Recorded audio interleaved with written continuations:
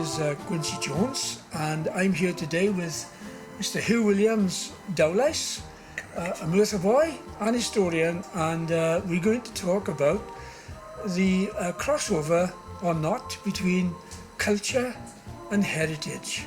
Mr. Williams, what's the difference in your opinion? Oof, they are heavily loaded terms through history. Myself as a historian would argue that they're almost interchangeable, but I think we've agreed over conversations that culture is fluid. Raymond Williams would say it's ordinary and it's of the present. Heritage is tangible, you can touch it, it can disappear, it's buildings, it's fabric, and both, I think, very much so are in peril at the moment because none of it comes cheaply. It comes always at a price. And it's usually the first thing to be cut, culture-wise anyway, I got to say. Whenever there's government cuts or council cuts, culture gets the chop. It does. And I think the other thing that's important is heritage is always in the past by the very nature of it. Yes, yes. Heritage of today might become heritage in the future, but right now all heritage is in the past. As you say, culture is transient and it moves along with the times. And we are concentrating on a period after the Second World War, which coincidentally I lived through. So we're talking about culture and heritage. The culture anyway is in my lifetime from 1946 to the present, and I was changed. Yeah. Whereas heritage, we can dig deeper and go back a little further. Yeah. After the Second World War, the taken for granted vestiges of heritage are more or less intact. German bombing did not destroy most of the fabric of, let's say, the Rhondda valleys.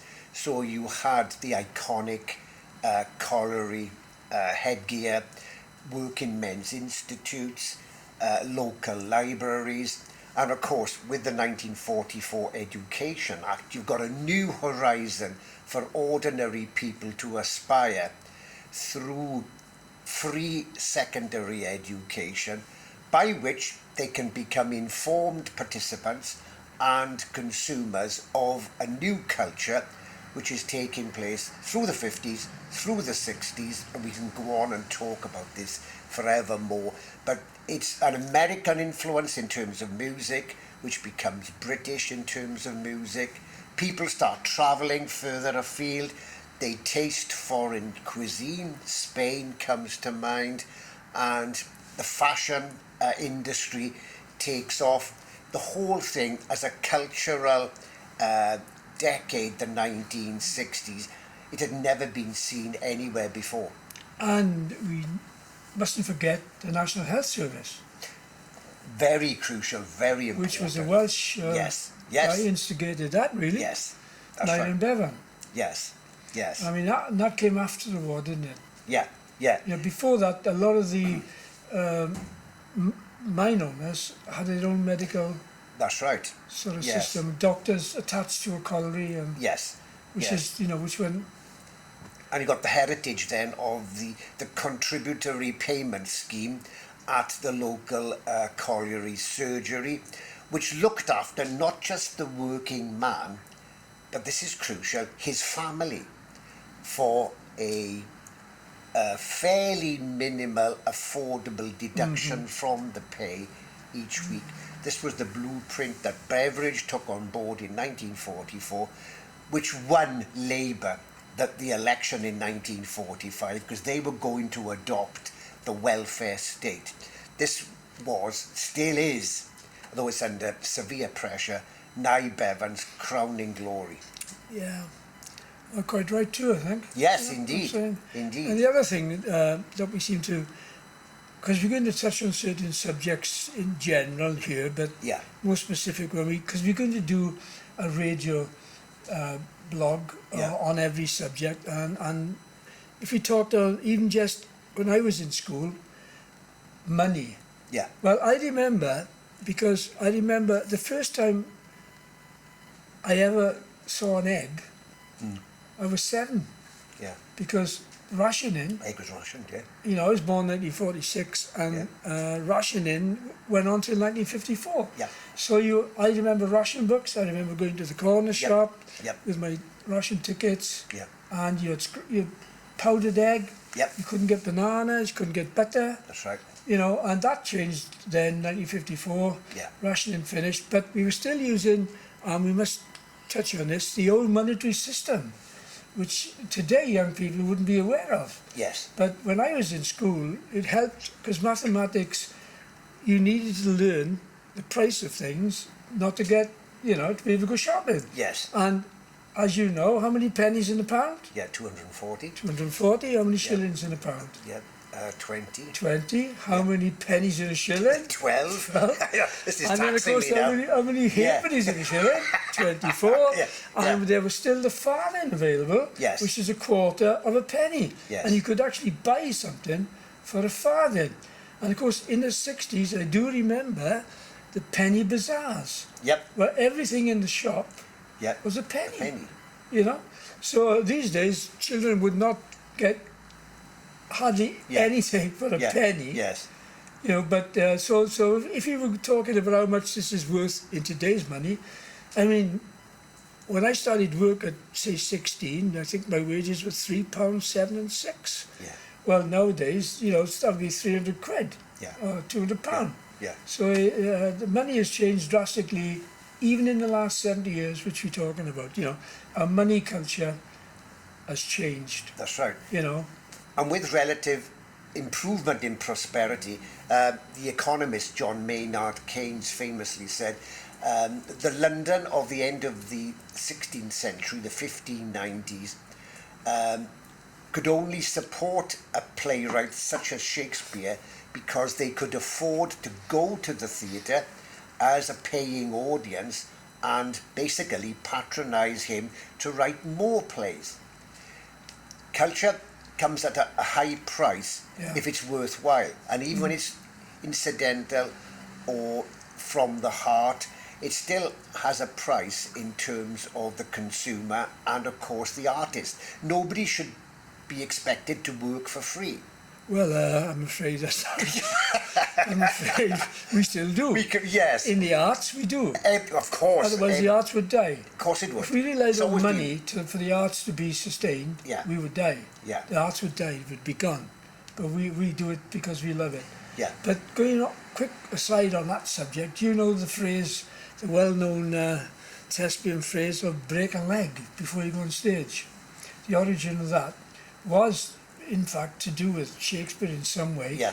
In those days, the theatres would have like a wooden floor and a wooden stage, and the audience wouldn't applaud. They would take their wooden chairs and bang them on the floor. Ah, right. So the idea being, if you had a really good show, maybe one of them would snap the leg Break on a the chair, chair like- because they banged them so I hard. did not and- know that, yes. and appreciated the show, That's you know, right, yes. which is neither Yes. nor there. But I think that might come under culture rather Yeah, than well, heritage. of course it would, yes. Yeah, you know. Yeah, yeah.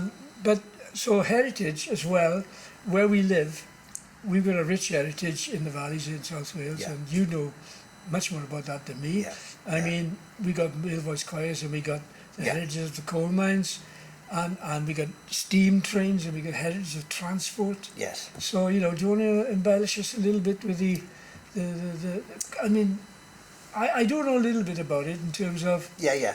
with the male voice choirs, they used solfa, which is a form of being able to read music without looking at music. Yes. And solfa schools were very popular, and I do happen to know, like in the 1800s in Merthyr, Yeah. there were 12 solfa schools which they paid for to go Yes. in, because chapel choirs wanted to outdo chapel choirs. That's and right. there was a strong competition amongst them in the Gamavaganis and Yep, that's that right. sort of thing, you know. That's right. So, so I think solfa, again, the first printer to print solfa in Wales, I believe, was Caxton Press Yeah. in Torquay. Yeah. You know, so solfa was a part of our culture then, you know, because that's the quickest way they could get these miners and manual workers who join choirs to learn to read music together. Yes.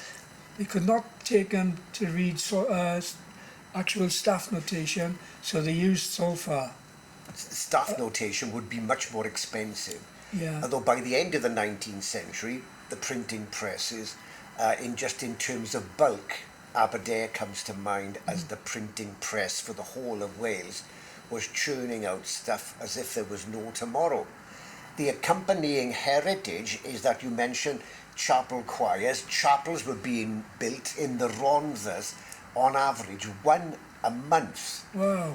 Similarly, by the 1890s, a major colliery was opening almost once a month. A public house was on a monthly basis to match those needs. So you've got three iconic areas of heritage in which culture thrives. Yeah. Chapel, colliery, public house. On public houses, Curubachs. Yeah. Now, Curubachs, Yeah. in Merthyr, I don't know how many there were, but Oh, anybody hundreds. could open a pub Hundreds. in their house Yeah, and sell to add to their income, you know? yeah, yeah. So that's an interesting thing which we don't have today. No, that's right. Gone.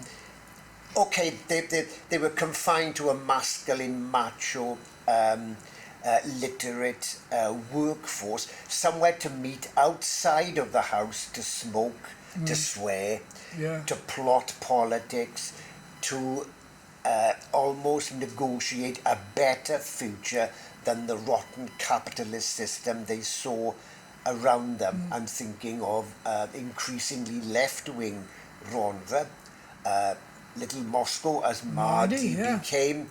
There must be a better place. And you mentioned a farthing. Back beginning of the 20th century, there was a dispute where colliers, through the newly formed South Wales Miners Federation, were petitioning coal owners to get an extra farthing on a ton of coal because they were working up to their knees every shift in freezing cold water. It was nicknamed straight away wet money. A Right. farthing on a ton of coal would make all the difference. That's the value of a farthing. There we are. The other thing about going back to you saying about the swearing as it happens and the collieries, Yes. we go to the religious revival. Yes. 1904? 1904, 1905. 1904, well, Evan Roberts. yeah, the Yes. story there is that Yes. the hauliers underground who looked after the horses and that, they were the most prolific swearers Yes. in the mines, you know. And when they all got converted during religious revival, Yeah. they then stopped swearing. And the horses then couldn't understand what they were saying because every other word would have been a swear word.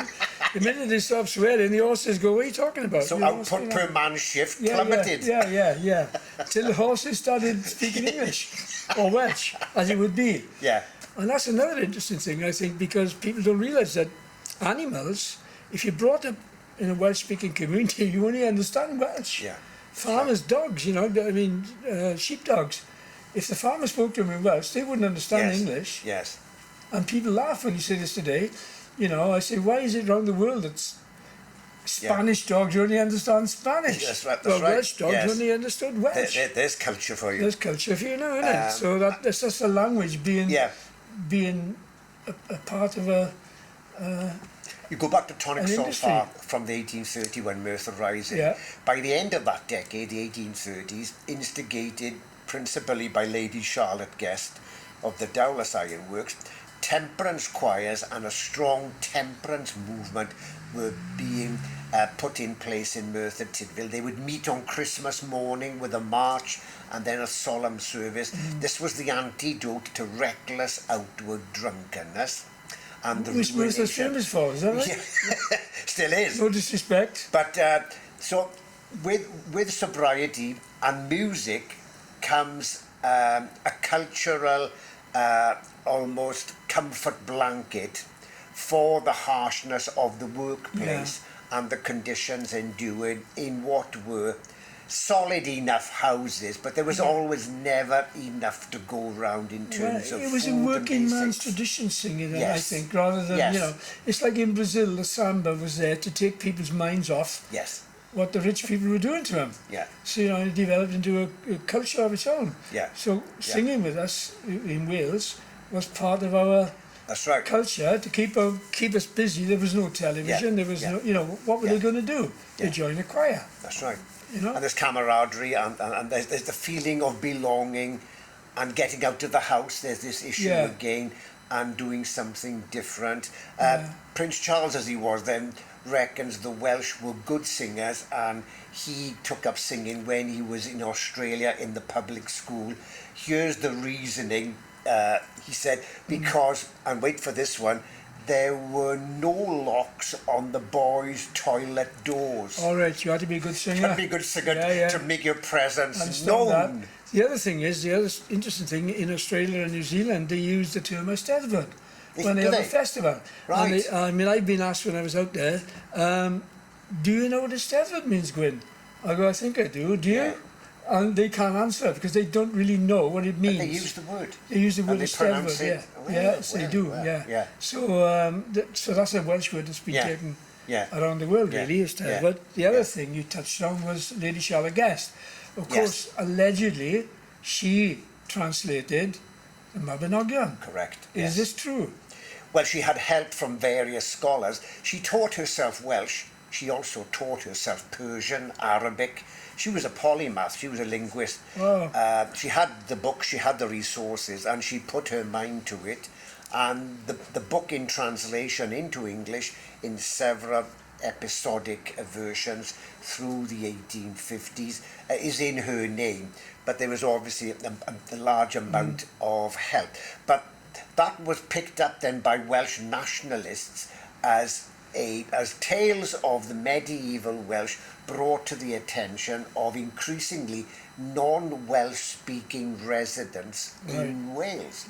So she unknowingly was doing a great service to Welsh culture, albeit in what was becoming the dominant English language. Yeah. And that didn't help because to work in the collieries and the ironworks, they brought a lot of immigrants in from Cornwall. And when I say immigrants, I mean from the UK, but they came here for the work, didn't they? Of course they Hence did, the housing had to be built. Yes. So we go into the way the valley streets are lined with long rows of houses. I think they used to call the Rhondda the long, just one long village really, the Rhondda. Right. It is joined up from the top of the valley in Blaencwm, Rhondda. Follow the contour all the way down lines. to Pontypridd, following the contour of the valley, The collieries took the best flat land. That's a very pejorative term at the moment, given what we're living through. But of course, those collieries always had massive pumping engines to get rid of flood waters. Of course, So collieries never flooded. It was in their interest never to flood. The outbuildings might, but they were keen to keep production going, keep flooding abated. Now the collieries have gone and housing is on that flat land in the very bottom of the valleys. Surprise, surprise, that's prone to flooding. The collieries took all the available free water from the rivers, so there's not much record of periodic floods or floodings that we've had recently. Ones in Merthyr Tydfil usually happened on the Taff in July or August, with a flash flooding on the lower Brecon beacons. Took all before it, and there's a delightful account in the Merthyr Express of Troedr Rhyw, brand new opened wooden bridge, and after the flooding it can still be viewed, but alas, it's now 5 miles further south, abutting Treharris. Well, that's fair enough. Now we're in 2024, and we've recently had some really bad flooding. Pontypridd in particular has had a real belting of, But a lot of the flooding up in the Rhondda, for instance, didn't come from the river. It came from taking trees down on the mountains. They didn't. They get paid per tree, contractors. So they just want to get them down, lop them off, all the branches, and then get their money. All the stuff that was lopped off, left on the ground, blocks the culverts overflow. Pentra, a village in the Rhondda specifically. 4 years ago, in a big flood in 2020, lots of flooding. Last weekend, flooded Dumfries Street. I read. So there has to be some responsibility with again, it's to do with industry.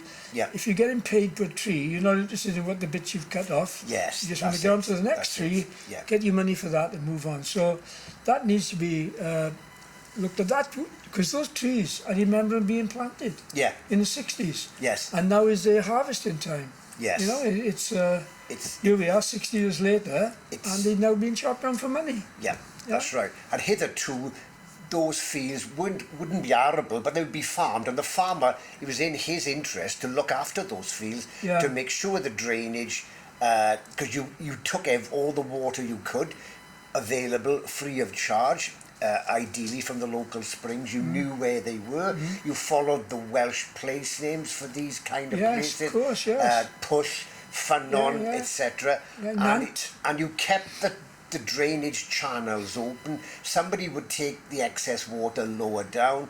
Collieries had huge appetites for water, especially if it was free of charge. We're in a different ball game entirely now, and you've called it correctly. And one of the other things is the reason the colliery was in the bottom part of the valley, a couple of other things, but one of them was near the river, Yes, right, for the washery. Yeah. The other one was nearer the seam, near the seam. you know, Yeah, because it was common precisely. sense. Of course it so I remember Yeah.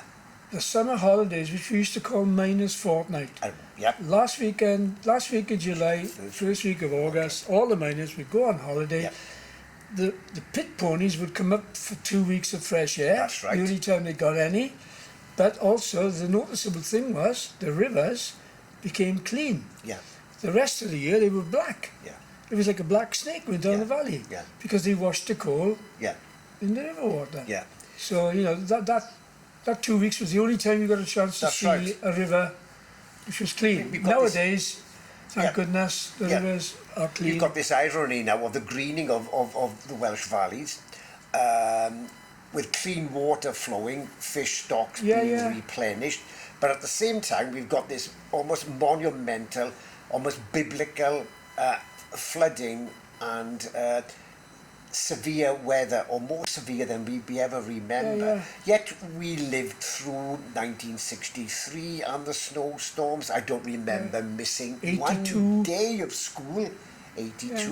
We walked to school. People walked, survived. You did. You cleared your frontage with the ash from the fire to stop you slipping. That's right. On the way out to get to school. Yeah. Where And my schooling was always up a hill. always. And it was in Pentra. Yes. And I up the hill from my I've been house to the infants, up Yeah. the hill to the juniors, up the hill to the grammar Yeah. school, you Yeah. know. Yeah. And so I never had to catch a bus to school. No. Always walked to school up the hill, but as you say, all weathers, didn't make Yeah. any difference. Yeah. I can't really remember my school being closed I through can't snow. remember. No. The teachers know. were local. The caretaker was on site. He was stoking the boilers. Yeah. It was almost warm Go to school for a warm. 24/7. Yeah, yeah. School dinners were always Yeah. hot, fairly nourishing.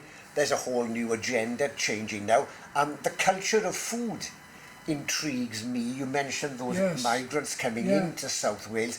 They brought with them their recipes and their cuisine, but it was always behind closed doors. Well, the Cornish pasty. Yep, it was never on the streets. Now, Yeah. everywhere. But Yeah. then they had the ingredients, or they brought the ingredients with them, but an Italian cafe in Merthyr Tydfil, to this day, still never sells Italian food. Right. Well, no, they took on the Welsh culture and they knew Yes. what the people wanted and they wanted That's to it. earn money. Yes. So they did what they needed to earn money. Yep. But like the Cornish pasty is interesting Yep. because Yep. that comes from the tin miners in Cornwall. That's right. Because it's a meal in itself and it stays moist. That's right. So, you know, and the miners would take their box or their billy can or Yeah. in Wales, Yeah. you know, Yeah. and maybe pasties and stuff like that as well as other stuff. But that would be a lunch. And you took it down underground with you. It was a and you- meal in itself. a meal Yep. in itself, you Yep. know. There's the other thing, I think a little bit about it with education as well, you know. These school buildings were made to last. Good gosh, yes. And lots of them are now reused. The one in Pentra, for instance, where Yeah. I went, Yeah. is now a tea room. Yes. You know, so there's a bit of heritage there in a way. Of course. And it was the dining room for the grammar school up the hill. Right. So now it's a tea room Yeah. in the dining room of the grammar school. Yeah. So, you know, and lots of them have been reused as, which is good. which is good. And Some became Welsh-speaking schools. That's right. These same buildings. They were sloping roofs, not flat roof, Exactly. given the weather. And another important thing, most of them faced south or west. Yes. So they got the sun all day. So they didn't need the lighting on, they didn't need the heating on so much. Whereas the comprehensive schools, funny thing in the Rhondda, Yeah. are built on the other side of the valley and they face the wrong way. Yeah. So when the sun goes down, they got to put the lights on. And they So in the winter, they got lights on others too, yeah, flat roofed. flat roofs. And it was built with solid local material, same with the chapels. Yeah. Local stone, brick to finish off, Yeah, the yeah. niceties of maybe a stained glass window here or there. Yeah. Solid wood structures. Stonemasons, carpenters, everybody knew what they were doing. And you're right, they've lasted 100 years. Yeah, the other thing is that we are talking about comprehensive schools now, Yeah. when we're moving on, which again is the culture change of education. Education, when I was in school, would have been infants, juniors, Right. grammar of secondary modern, right, and county. Same in Merthyr Tydfil. Yeah. So, you know, that was our day, but these days, Yeah. comprehensive education came in, Yeah. which changed the way Yes. children are taught, Yes. and mixed them all together Yeah. in one school. And South Wales put a very high price on education as an exit strategy out of the pits, out of the mundane drudgery of labouring, of coal mining. Nevertheless, most boys, up until 1950s, took the option of going down the pit. It was a good job. It was part of the culture of growing up. It was rites of passage. You became a man overnight after your first shift underground. But for those who had a sparkle of, the word is not intelligence, but something else, could go on through education to university, to Well, a job.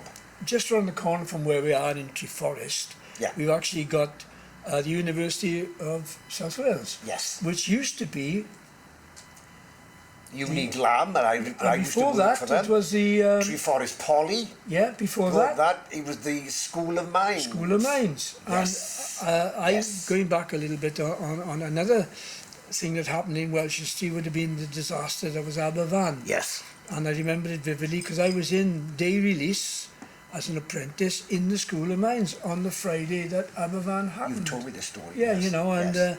so that's a poignant part of my life, and it's just around the corner. And of course, when you were an apprentice, because there were skilled jobs in the mines as well, Of course, yes. and it was a great apprenticeship. Yes. It was a far more practical and academic apprenticeship as a mining engineer or a mining electrician, electrical engineer, than I went through. I was with the electricity board, you know, Yes. and so when I was doing my day release, there were lads there who were doing an apprenticeship with the collieries. They'd have a year, Yeah. you know, in school. Yeah. It was a great Yeah. education, Yeah. really. Because you were paid a full wage Yeah, for learning. yeah, yeah. And on that incident, on the morning of Aberfan, you told me the story that all the mining students were escorted out of the Yes. premises by the police Yeah, up to Aberfan Yeah. there and then once Yeah, news yeah, broke. yeah. Yeah. yeah, yeah. Yeah. And again, another heritage we got, not a comfortable one, but is mining disasters. Yeah. You know, the Cambrian Colliery, Aberfan, we got some Gennet, you know. Yep. There's always been some sort of thing. Every couple of years there would be an incident anyway. Yeah. It wasn't a safe job, really. People knew that, families knew that, but you took a chance. Took a chance. Owen Morgan, local historian in Pontypridd, his bardic name is Morian. One of his jobs was as a full-time mining disaster correspondent of the Western Mail. Oh. He was never short of copy. Yeah, yeah, yeah. There was always a death to report. Always something going on, yeah. And of course, I personally knew a guy, he lived to be 103, right? And he, because underground they use blast, you know, which is compressed air, you know, Yeah. blast. And he had his eye out with a blast Right. incident, right? Yeah, So he had to get a bus down to the doctor's. There was no national, you know, he Yeah. had to catch a bus to the doctor's, Yeah. holding his hand over his eye, yeah, and he lost his eye. But, you know, and there's another incident. I know another lady from Combe Park whose father was brought home from the colliery on a horse and cart. That's how long back this goes. Yes. Way before National Health, you know. Yeah, yeah. He had a broken leg. Yeah. And he was brought home on a horse and cart, you know. Yeah. Yeah. So, even though there was medical systems in place, it was still not not as good as we have today, even with the state, That's right. God bless, of our National Health today. And any fatality in the pit, a roof fall, if output and the shift stopped, so did your pay. Yeah. And it only restarted irrespective of any fatalities when output was resumed. It was such a callous way of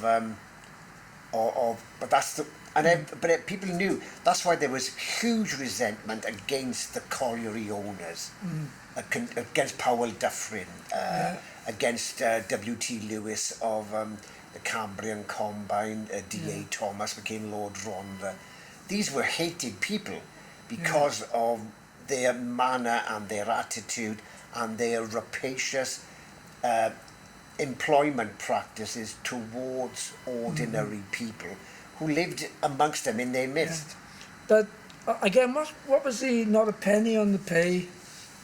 Not a second off the day, Off the day. was the chant of the 1926 general strike. Yeah, Yes. which was again, Tonopandi was Yep, in the middle of all that. That's- of with, course, allegedly, Winston Yes. Churchill sending in the police. that was 1910. 1910, the first one, before and the then the police came in second one. 1926. Yeah. and And the 12 army, I think. Yes, and hence Rhondda became a byword for radical fanaticism, left-wing, communist, Bolshevik, Leninist. Throw any label you can at this maverick, least understood part of the realm of Great Britain, the Rhondda Valleys. But probably the most famous name in mining related to Wales would be the Rhondda Valley, I suppose. Yes, You know, that's the archetype. Yeah.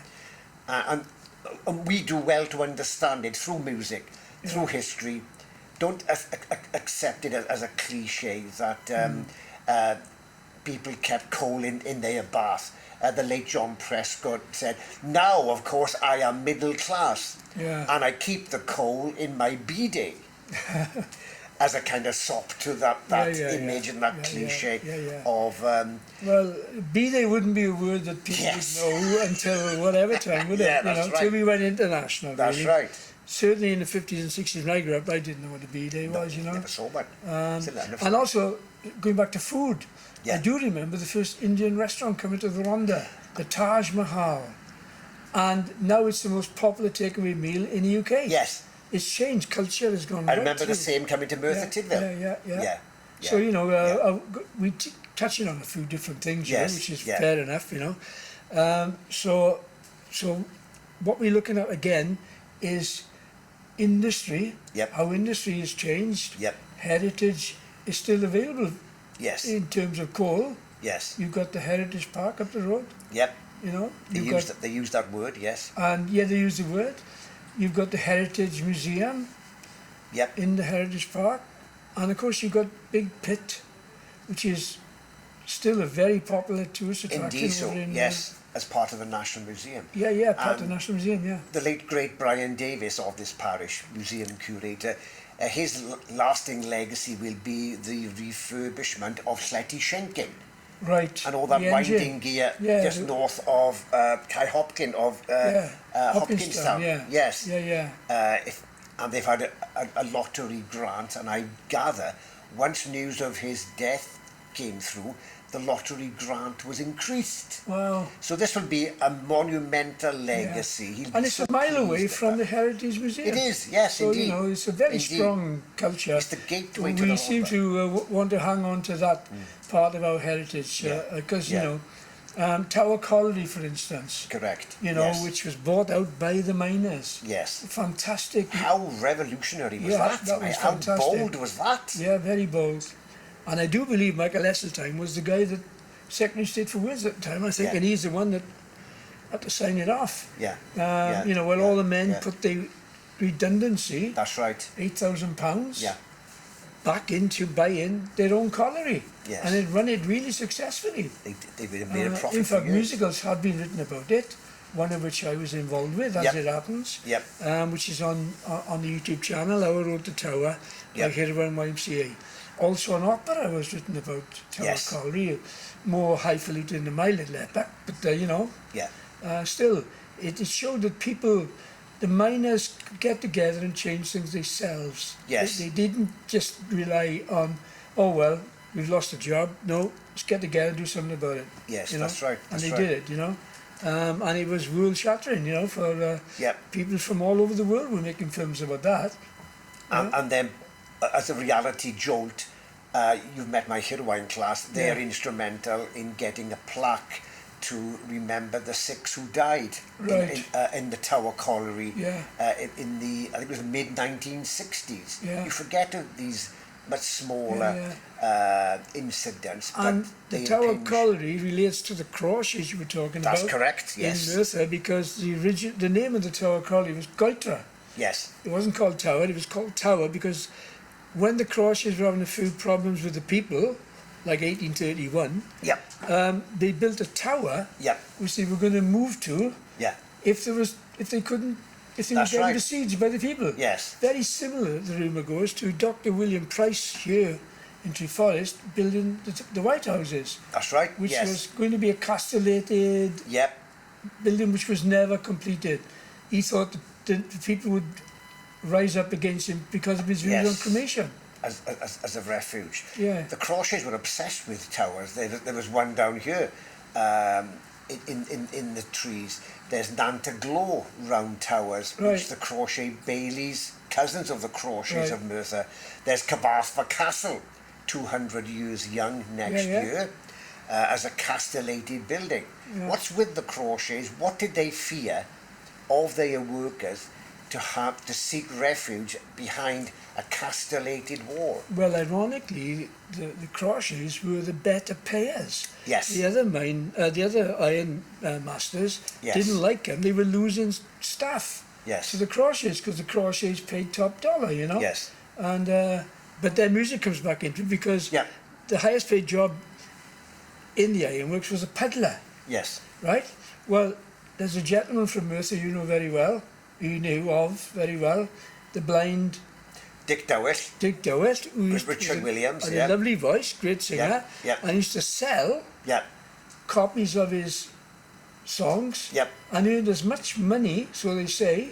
As a peddler. top back peddler. Yes. So, you know, music, that was a Yes. big wage Yes. for a musician, because there's no other musicians earning that wages. That's right. And again, Robert Crauchet, he introduced I was bound to say, the brass band. absolutely world championship, world class.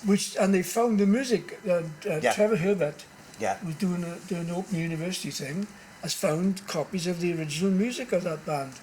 And, you know, and the only person, Robert Crauchet, when he went to his funeral, to his grave, the only person who was on his carriage, horse and cart, was the conductor of the brass band, Yeah.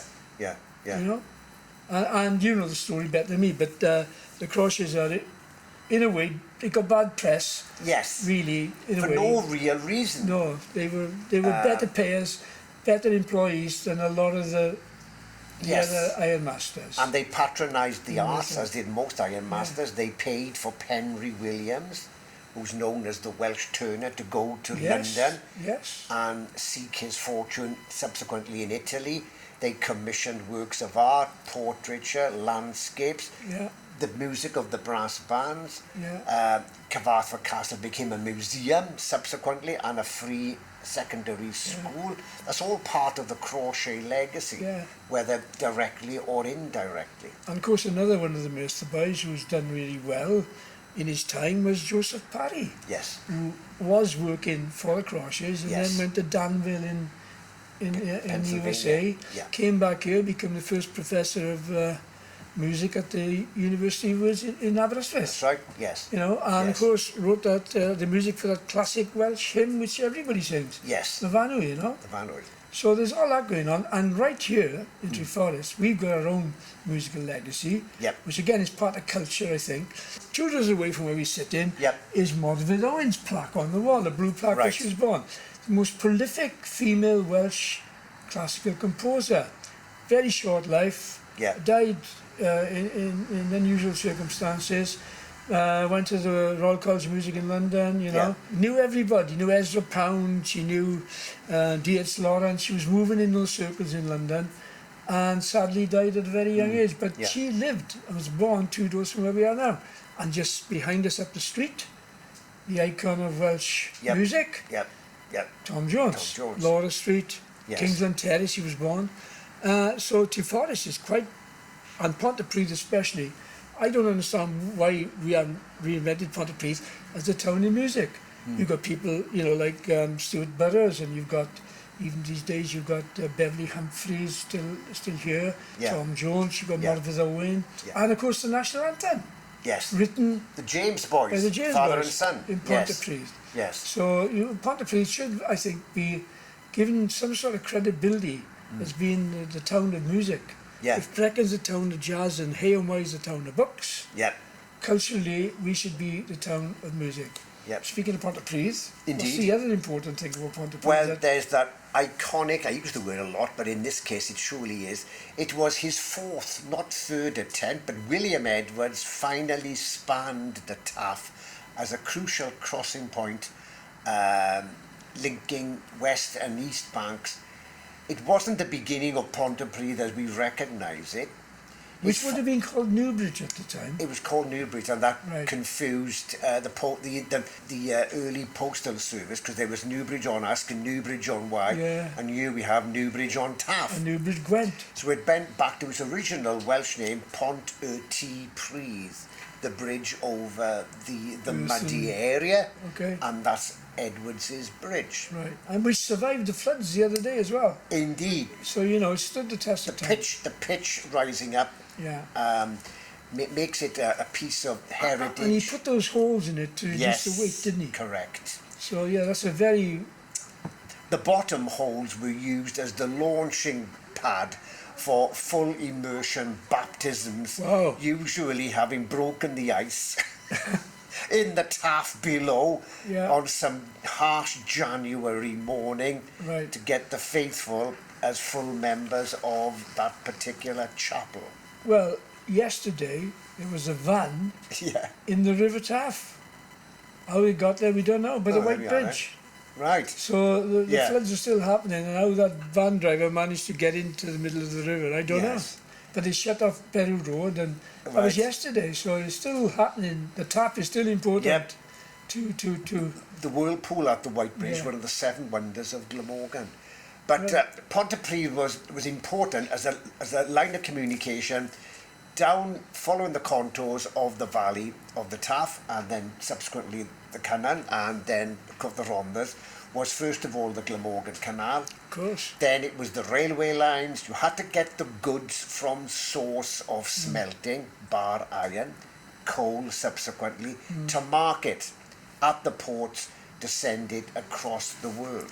Well, one part he was Newbridge. I was like, I had a reputation as a cowboy town. Yeah. Because the railway ended Yeah. at one time in Pontypridd. Yes. So all the workers, immigrant workers come to work in the ironworks and the coal mines, Yeah. got off in Pontypridd, and it was Yeah. chaos, you know. Yes. There was Yes. there was no policeman at No, one that's stage. right, that's right. And I think they shepherded in 2 policemen to run the whole of the town. Yes. Which, you yes. know, Yeah.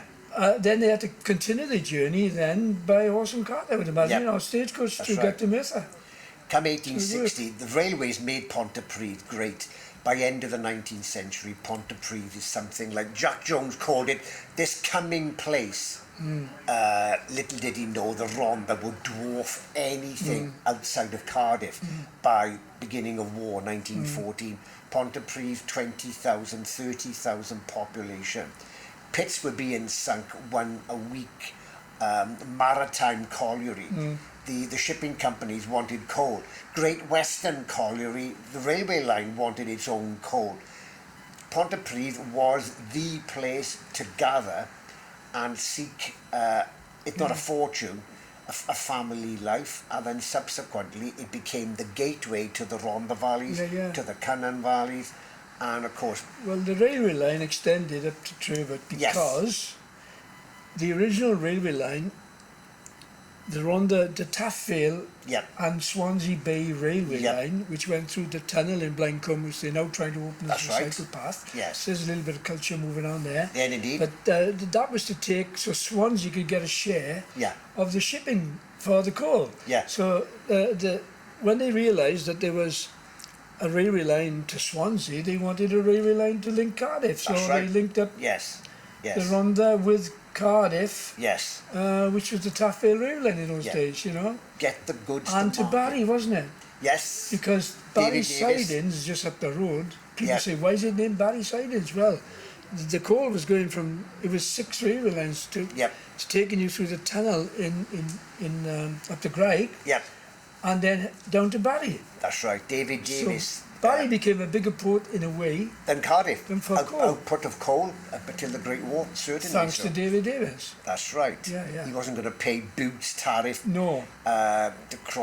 Charles Morgan, Lord Tredegar, was doing exactly the same thing at Newport. Right. It's called the Golden Mile. Right. You cross this land, you pay a tariff on anything and everything that moves.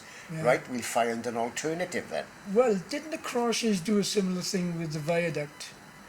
Is that a rumour? Why the viaduct is curved? Oh, they wanted to put the railway line to Brecon. Yes. Or to... They wouldn't allow the line to come through their parklands, so they had to build a Kevin Coyd viaduct on a very gentle curve. Yeah. It's a stupendous piece of architecture and heritage. Yeah. Well filmed. Our friend Richard Jones has used the drone continually in all seasons, hovering above that viaduct, and the second one at Ponsard. And of course, a major form of transport was the railway lines. Of course, yes. Because roads weren't capable. Roads didn't keep pace really with the traffic increase, you know. That's right. I mean, you know, I remember the A470 being built from Pontypridd to Cardiff. I do, yes. Massive difference in time getting to Cardiff. Yes. You know, fantastic. Yes. But the same type of thing. The canal was really, because they weren't in a rush. Yeah. So the canal was the main source of transport for the iron masters. Yes. And from Pontypridd down. And just around the corner here is the machine bridge. That's right. Where because they brought the tram line down the Broadway in Pontypridd, and they weighed it on the bridge and put it on the canal. So the canal was still being used for locally as well as Merthyr stuff. It was definitely a lifeline for the collieries around the Rhondda. And Walter Coffin, who made the first colliery in the Rhondda, that's right. They built a tram road to link up with the tram line into Havard, which is now in somebody's back garden, by the way, which then helped him get the coal down to the canal. You know, so the transport has moved on, and rail transport. I remember steam trains. That's right. Yes, when we were kids, we played up the mountain. The only time we knew the time was by seeing the steam train go up the valley or down. We knew the times of the trains. And I never can remember a train being cancelled when it was a steam train. Never. They never Snow, disappeared. rain, whatever. Right? These days, God bless Transport for Wales, and I say that with a little tongue in cheek. There's one every week, 2 a week cancelled. Broken down. Well, I went to London. There was one delay at Merthyr Tydfil, cancellation at Cardiff, and then coming out to Paddington, there were trespassers on the line at Slough, so nothing was leaving Paddington Station for 15 minutes. Well, I told you, the best ever excuse I heard, I was waiting, they closed their railway line for about a year. The day after it reopened, I'm on the station, into Herbert, 10:15 train. Sorry, this train is cancelled. Louts on the station in Pontypridd. 10:15 in the morning. I'm wondering what's going on. What's going on? You know. But when it'll be open, I'm sure it's going to be fantastic. The metro line is exciting. I've seen the rolling carriage. I've been on it. It's going to be four an hour from everywhere. Treforest will have 12 trains an hour to Cardiff. It's going to be fantastic. We've got to put up with a little bit of it at the moment. But when it does work, I think it'll be fine. I do believe it'll be spring of next year before we get ourselves the metro line. It'd be the second railway revolution. Yeah. The first Yes. one was 1860s. It revolutionised South Wales. Right. You could go anywhere by rail. If there wasn't a rail link to wherever this place was, it probably wasn't worth going to anyway. The whole of Pembrokeshire seaside resorts, Tenby comes to mind, were made by Great Western Railway. They sold brochures advertising sunshine filled skies, get yourself to Tenby and we can get you there. Yeah. Stay in Brace in Scarborough. Yes, same thing. Stay in a Great Western hotel, why don't you, while you're there? Yeah.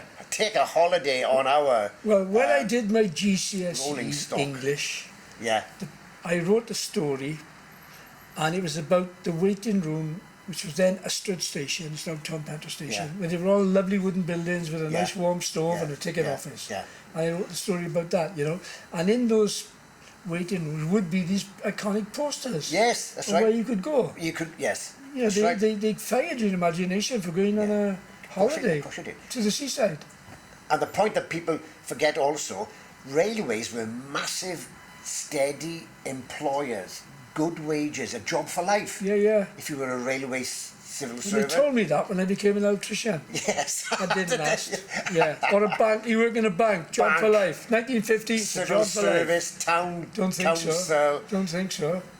coal miner. There'll always be coal. There still Yeah. is coal, but yeah, job for life. The railways. But railways can carry a lot more people and stuff than buses can. Of course they can. Yeah, of And course they without can. Yeah. so much of a carbon footprint, as they course they say, do. you know. Of course they And do. when they become like they are now, going to be either electric or diesel or Yeah. hybrid, you know.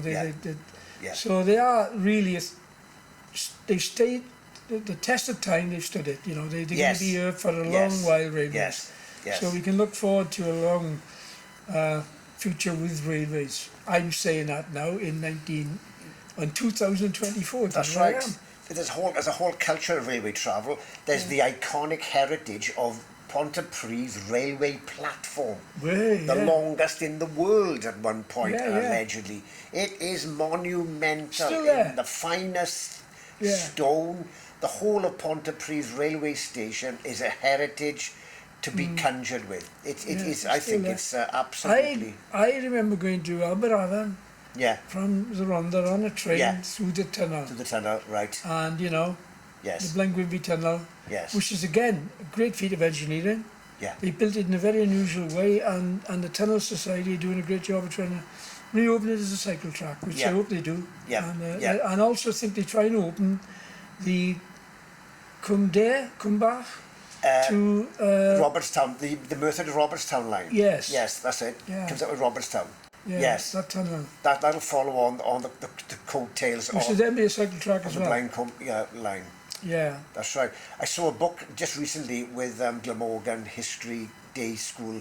It's costing £60, and it's a coffee table monumental piece, and it's all about the crumbling viaduct. Oh, I saw a What? great documentary on that. What a piece of What a engineering! piece of engineering. And they saved so much money Yeah. by building it out of steel. Yeah, yeah. And rather than if they built those pillars out of brick, it's 200 feet high. Unbelievable. And the last train, here we go, Yeah, on that viaduct, Yeah. the last passenger train was from Pontypool to Treherbert. was it? Yeah, the last passenger train on You that. could get from Pontypool to Treherbert. Yes. By train. You could get from Pontypool to Glynneath. And there's Yeah, a really yeah. good series of animation by a man called Ben Salter from Barry. Mm-hmm. And they've superb animation of all different train journeys Yeah. in those days, Yeah. including one through the tunnel. Good And gosh. it looks Yes. really, it's Yes. fantastic. Yeah. Yeah. The whole culture of railway Yeah. and the heritage of railways. Yeah. There are so many railway fanatics still around, thank goodness. Yeah. It'll never disappear, even though steam locomotives as the war horses of a transport system in the UK have long since gone. Well, that But, viaduct was dismantled by Yeah. a demolition company from Swansea. They were paid Yeah. to take it down, Yeah. the crumbling one, you know. Yeah. There's Yeah. still some really good viaducts about, Yeah. aren't there? Oh, There's the gosh, one yes. in Ponsarn, or not Ponsarn, With Ponsarn Viaduct, Ponstick? there's Kevin Coyne. Yep, Ponsarn, you're right, the first Ponsarn, time. yeah, Yes. right, yeah. Yeah. You can walk which that is on the the Taff railway line Trail. to Talabont. That's right. up through Ponticate. Torpante. Yep. Yeah. Yep. Well, that viaduct is now a walkway, isn't it? You Yes, can walk it's over the it Taft. as you can with Kevin. It's the Taft Trail, the South Yeah. Below Walk. The Rhondda, strangely, we haven't got any viaducts in Rhondda, but No. Pontypridd does have a bridge just up the road there, Right. made by Isabad Kingdom Brunel. Right, A yes. triple arch bridge, That's it. Yes. which is Yes. a unique bridge in That, Wales. you can Yeah. get a glimpse now and again of it coming down my train if you're looking Yeah. carefully at what's there. So if you were to give numbers, on some of these events, would you have some interesting facts on that, on numbers, when yeah, things change, The railway age dates from the Taff Vale Railway coming up from Cardiff to Merthyr Tydfil 1841. A branch is taken out Abercynon, which was then called Navigation, or Right. the Basin, up the Cynon Valley 1846. Right. The Rhonddas comes much later, 1860s, but anywhere and everywhere was connected by railway line. Right. Massive employers, massive consumers of best smokeless steam coal. And that's another thing we should talk about. Yeah, Why South Wales coal was the best in the world for Yep. the Navy. yeah. And the lady from Merthyr, Oh, Lucy Thomas. Lucy Thomas, Yes. who actually gave some of this That's world's right. coal to one Yes. of the Insull family, Yes. took it to London, and the Royal Navy gave Yep. her a massive contract That's because they right. were smokeless. Yes. And that's right. sailing ships were being changed across to steamships. That's right. And they didn't want the enemy to see the Yes. smoke Yes. coming over the horizon, so they used Yeah. Welsh steam Yeah. coal. Yeah. 56 million tonnes of coal were mined in 1913 in South Wales. 99% of that was cut by hand Wow. by men and boys. They numbered just short of 250,000 full-time employed. That was the economy. Incredible, isn't it? An optimistic, confident, buoyant, relatively prosperous economy just before the Great War. The Great War knocked the stuffing out of South Wales. I've Right. always said that subsequently, but nobody knew that at the time. Okay, they were. That would be the First World War too. Yeah, First World War, Yeah. the Great War. There was the harsh realities of the colliers wanting a better rate of pay, continually fighting against the rapacious coal owners and the government. But those figures are just unbelievable. Yeah. They've never been surpassed since. No. And of course, if you worked in the mine, you didn't need to go to war Correct. because you were, the coal was needed. Yes. Yeah. For the You were a military, skilled So occupation. Yes. you That's right. avoided conscription Yeah. if you were a miner. Second World War, there were Bevin, not Aneurin Bevan, Right. but this was Ernest Bevin, Ministry of Labour, and subsequently those people went down the pits because they were needed as a reserved occupation Right.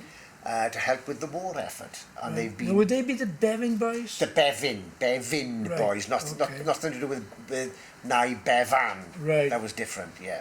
Yeah. Eric Morecambe was a Bevin boy. Wow. Dare we mention his name?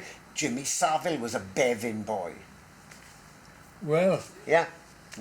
there's no comment from the side there. It's historical exactitude, Yeah. which I'm all for. But then again, let's go back onto roads now. Yeah. I mean, roads in South Wales especially, Yeah. they've eased our... Oh gosh, the yes, M4, of course they have. the A470, Yes, the yes. A465 even, these roads were trunk roads, weren't they? Yes, and And they they- cut across the natural contours, which usually are north-south. Yes, north-south, but did they take trade from the coal, from the steam, from the trains, Yeah. Because road transport was a lot easier to get to places then. Yes. So railways lost out a bit Yeah. with goods, with The M4 coming east-west and the heads Yeah. of the valley, which is more or less, it'll be ready next year, I'm told.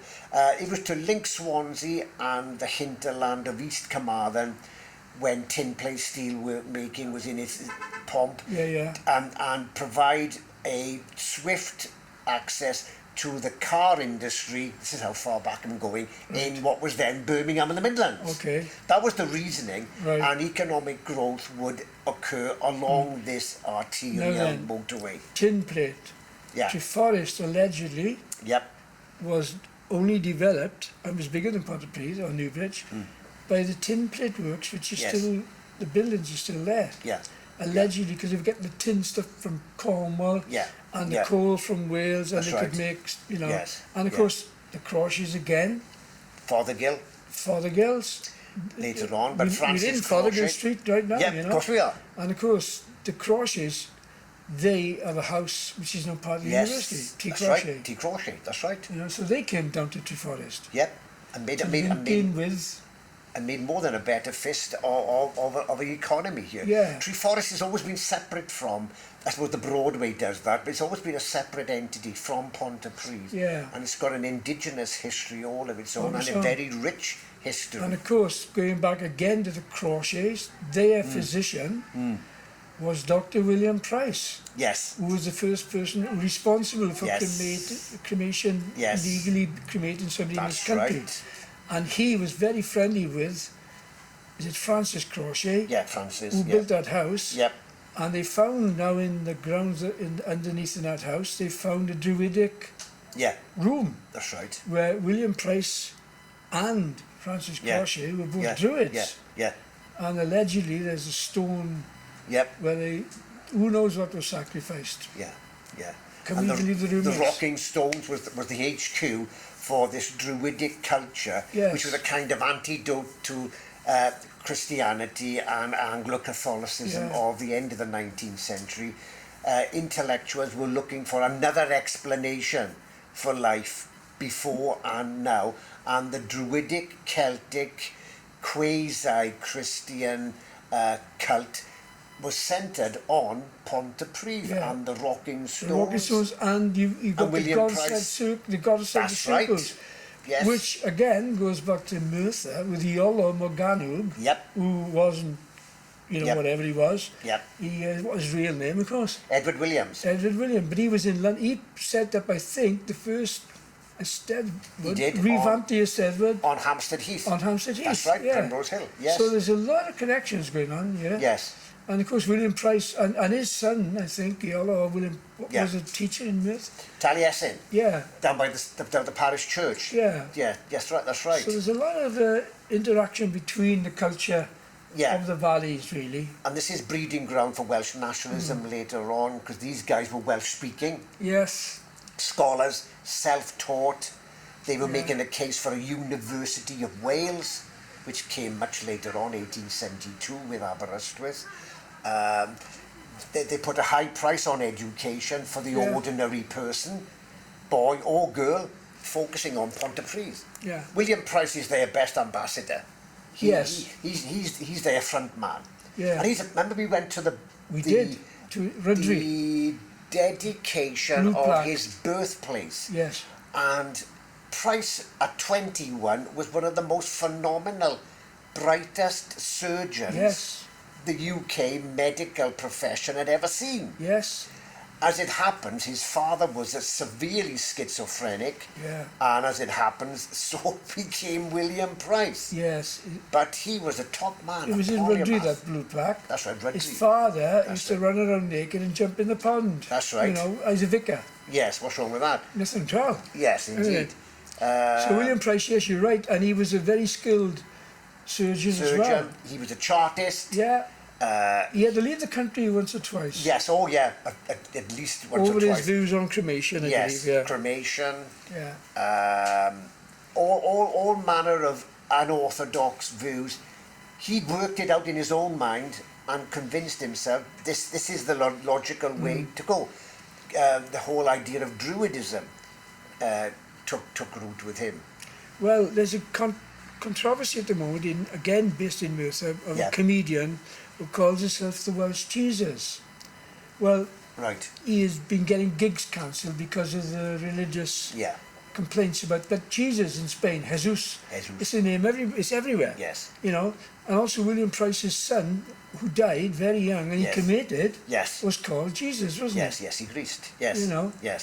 he? And he fought then to get cremation legalised, and I think he instigated that. And Rosemary Crauchete, Robert Thompson's widow, was a great fan and a proponent of cremation. Right. Now, she was no pushover. she took it on board, logically thought this was a way forward. Yeah, there's a lot of interaction between Oh heritage gosh, yes. and culture and Yes. the valleys. Yes. And it all links together. The education links with the transport, and the transport it links Yeah. with the housing Yeah. and the industry. And you know, when you were an apprentice in the mines, you had a good education, Yes. a really good education. Yeah, they knew that they wanted good people eventually to Yeah. be skilled tradesmen. Of course they did. It was in their interest. You know, Yeah, that's right. That's and right. then I don't know when comprehensive education came into being. 1970. In 1970, 70 onwards, the Yeah. Labour, Wilson's last gesture. because Pentre Grammar School, where I was, Prime and before Pentre Grammar School, it was also, it was called something else. We used to play But rugby basically, the against first year, people from the comp still went to Pentre Grammar for the first year. Right. Then they went up to the comp in Torquay, you see. Yes. So you still used the school after comprehensive Yeah. education came in Yeah. as the first year comp in Right. that school, you know.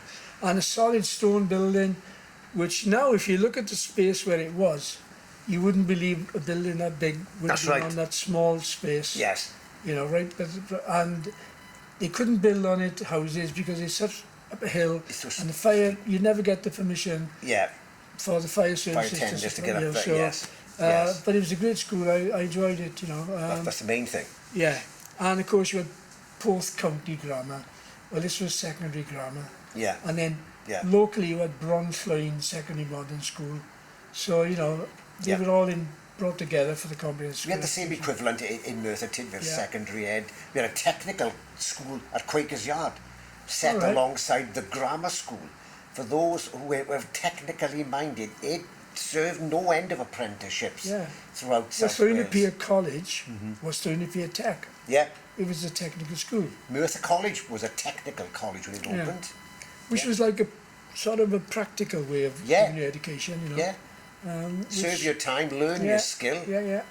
I don't know if are they doing stuff like that these days? I don't Well, really know. apprenticeships are much shorter now than they were Yeah, for yeah, the yeah, 5 year, yeah. and there's few of them because there's no industry sponsoring many, Which brings as us Hoover's did, back to industry. as the coal board did. Industry has Yeah, changed of course beyond it has. when we were Of course growing it up. has. You know, the Yeah. coal was replaced in a way by industry. Yeah. Treforest Industrial Estate was there during the war. Yep. You know, and that's a huge industrial estate, isn't it? Oh gosh. Remember Yaya remembering buses would line up Yes. almost a mile in length to bring people, mainly female workers, in Yeah. and take them home. And you said the same thing Same thing in about Polycofs. Polyakofs. Yeah, Polycofs in Rhondda, which then became Burberry, Yeah. and is now it's factory units, small units Yes. you can hire out. Yes. But when they closed Polycofs, Burberry, sorry, there was a big kerfuffle in the Rhondda, but they failed to keep it open. Yeah, yeah. And they moved all that to Asia. I remember Burberry You know, giving the case for yeah. yeah. But yeah, Alfred Polycofs was a huge employer. You know, and also when you talk about lots of buses, remember Sunday school outings, Yes. chapels. I Yes. remember 32 buses. Yes. When New Labour Club went on, Yes. on, they took them all to the seaside for one day. Either train or bus. 32 Yes. buses, you Yes. know, and they were given tokens for drinks. Yeah. The members, Yeah. you know, yeah. six Yeah. checks they call them. Yes. Have a check, 6 drinks. Yeah. You know, so I wow. ask every audience, hands up those who joined the Sunday school Just to go. a week before Yeah. to get on the trip, and Yeah. at least 4 or 5, Yeah. honesty comes out, put their hands up unashamedly. Yeah. Yes, I did that. I think the posh chapels went to Barry, Yes. and the other ones went to Porthcawl. Because those days you could get a train to Porthcawl. Yes, yes. Yeah. I was Connection. told where the railway station used to be in Porthcawl. Yes, yes. Yeah. Because Porthcawl, the name allegedly is the gateway of the sea Yes, cabbage. yes. Cowl. Cowl, that's Cowl, right. really. Yes. Porthcawl, yeah, really. Porthcawl.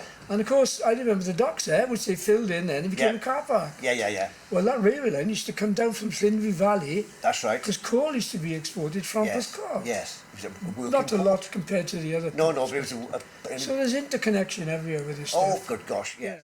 So we've covered a plethora of We have. subjects. So I think it's time we summed it all up a little bit.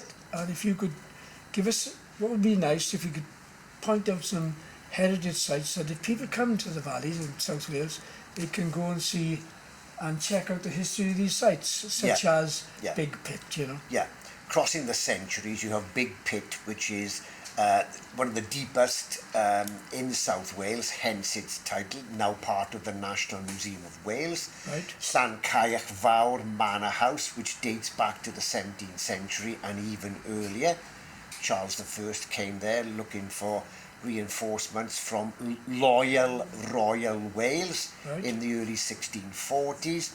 You have the Muni, the municipal in Pontypridd, given a new lease of life. There's a change for once as a building, as a venue, as an opportunity for making music, for making culture, for drama, for all manner of activities, which the chapels would have done free of charge at a different era, in a different century. Okay, well, as well as the Mooney Mine, don't forget across the road even, you've got Amma, which is a play was on the YMCA. words YMCA. Yeah, taking the sea out. They were crucial places for, there was Young Women's and Young Men's Christian Association, where you met your love to be, where you went almost on days of innocence, youth clubs to partake, dancing, sport activities, meet for coffee. And that particular building allegedly was Tom Jones's first paid gig. It was it? Allegedly. Right. They got him out the pub. Yes. Because their singer wouldn't sing. Right. And he stood in for him in the YMCA then, in the Shelley Hall, which is upstairs in the YMCA. Right, that's right. And then two you mentioned in Rhondda Cynon the Gadlis Museum at Aberdare. Yes. And behind which is the fabulous, but off-site, out of bounds, off-piste, is the Gadlis Furnaces, still intact. And of course you've got the museum on the bridge at Pontypridd, a former chapel. Yeah. And these centres of heritage contain all the cultural artefacts. What these places need is full-blown colour brochure. Who would buy them? Well, I would. Interpretation which continues. You can't just keep on relying upon volunteer workforce. What they are doing, mind you, is keeping those buildings alive. Yes. But as we said very early on, this does not come free of charge. It does not come cheap. Well, good news, because also the buildings that are of a heritage would be the miners' halls, you know. Yes. And Blackwood Miners has just been saved from being closed with a grant by the Arts Council. Wow. And that is now safe until 2026. So, you know, that is Right. And I played there many times myself. I know. It's a fabulous building. Yes. And so they've saved that. As you say, the Mooney's been saved by an arts organisation. Yes. Emma's been saved.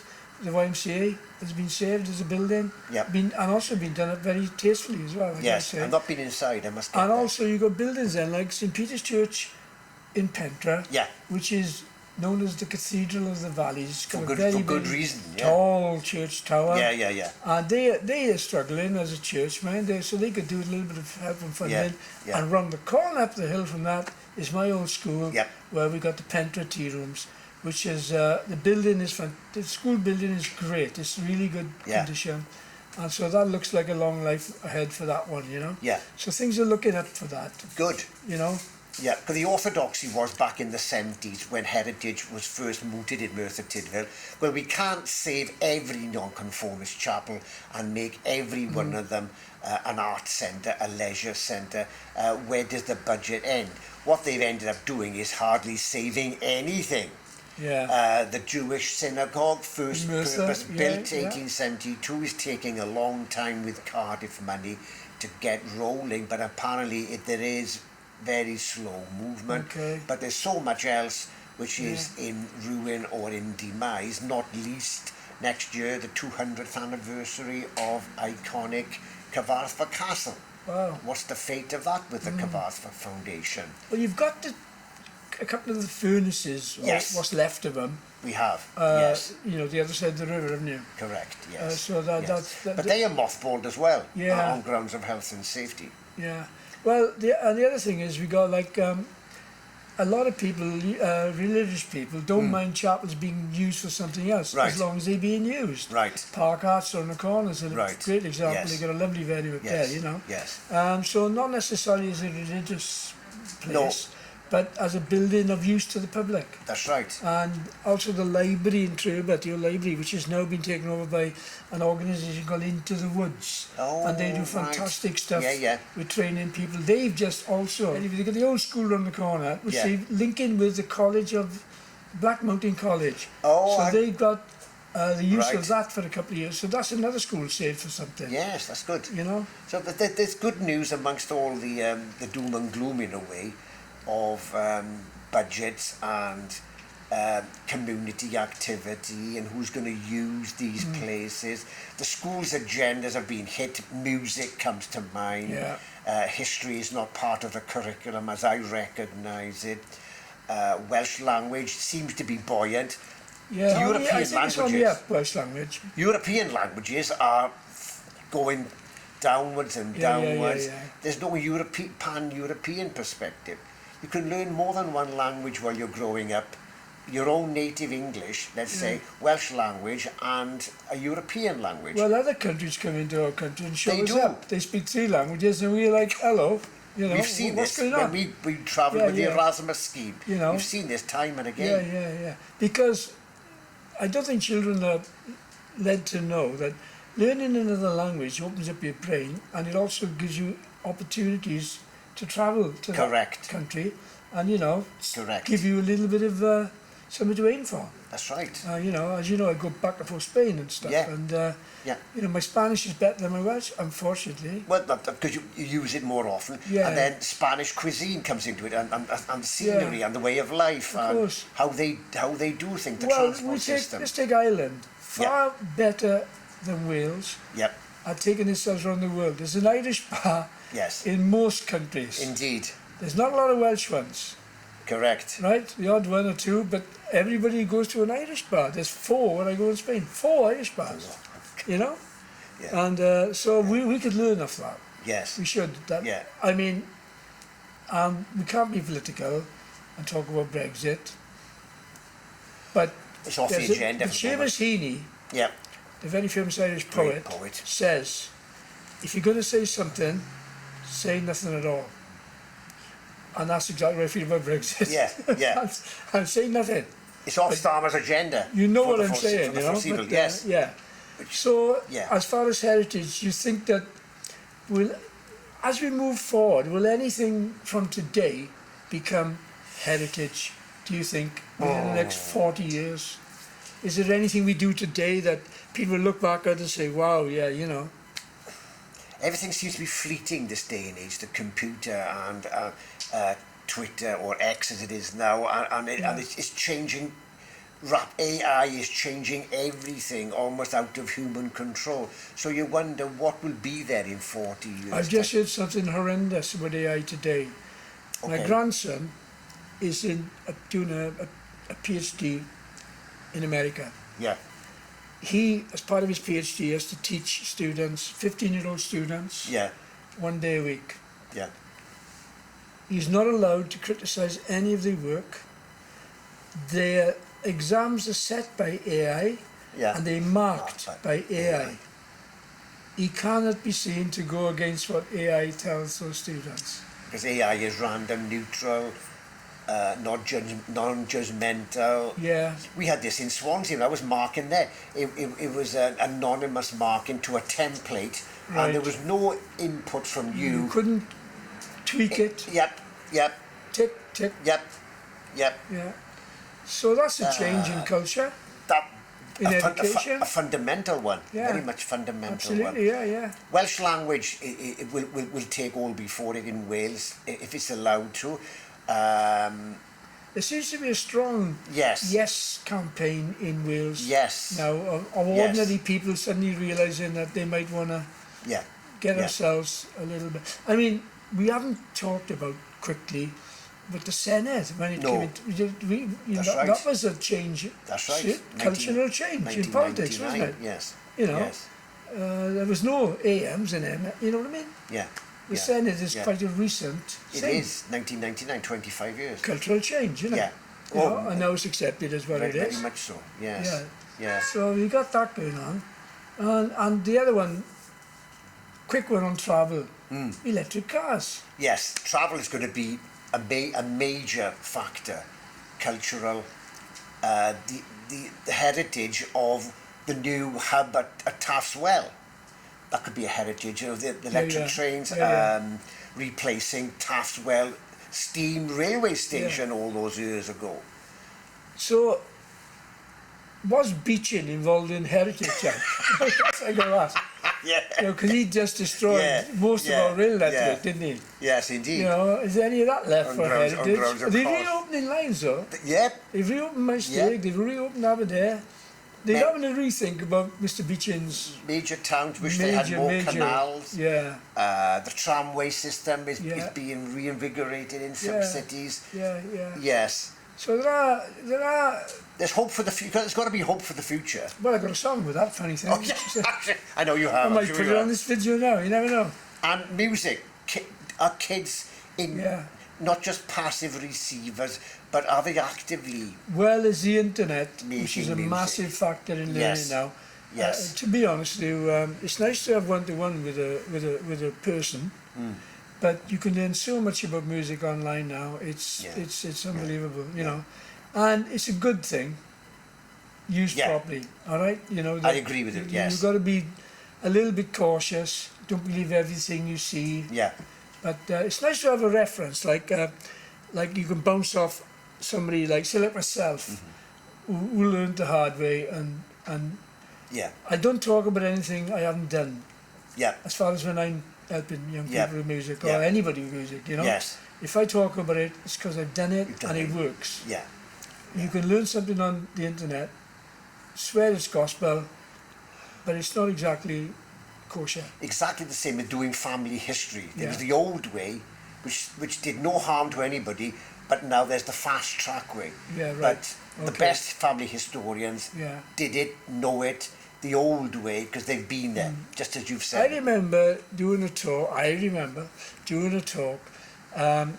in Llancaich Fawr, funny thing, Yeah. okay, for the Heritage Lottery, on using the Heritage Lottery, fun things. They were great, you know. I was very positive about it. Yeah. And I said to them then, I remember it well, it was a Friday, Hoover's in Merthyr were closing that day. Oh, Right? 2000. So I said, okay, Monday, Hoover's will be history. Yes. Right? They've shut, they've gone. Yeah. So when we teach history, why don't we teach history from now Going and go backwards? Go backwards. Yes. We can worry about the Romans later. Yes. But right now we can prove things, we can see things, we got visual evidence. The last 50 years we got so much evidence of history. Yeah. That's what the kids should be able to be associate themselves with. Yeah. And learn about. Because that affects their lives. You know? The Romans might affect their lives in university or if they want to take that road of academia. Yeah. But right now they can Yeah. see the Yeah. difference in history. You know? So that was, I think, is an interesting point. And you're a historian. Yeah. So I agree. We mooted this when I was in university. Yeah. Teach it from now going back. Backwards, yeah. Not the other You way. got visual evidence, oral evidence. Yep. You know? Yep. You're going to get a look at the news and there's history being made. Of course it is. Yes. So you really should be up to date with your history. Yeah. And then if they want to take it as a subject later on, after maybe second year, or so, go back Then to they can do it at their own what you pace. might want to call Yes. ancient history. I Yes. don't know. Yes. Yeah. That's right. Anyway, on that subject, I think we've got to wrap this little thing up. Thank you very much for watching us. If you haven't, Indeed. you don't know what I'm talking about anyways, doesn't matter.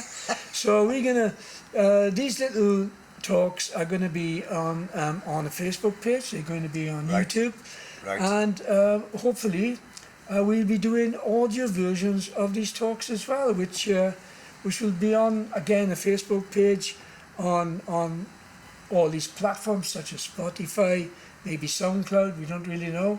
But we are Art in the Attic, and we are doing this to really introduce you to numbers are very important with everything we do, history, culture, you know, from adding up in school. Yeah. That was, you know, we've used numbers, dates.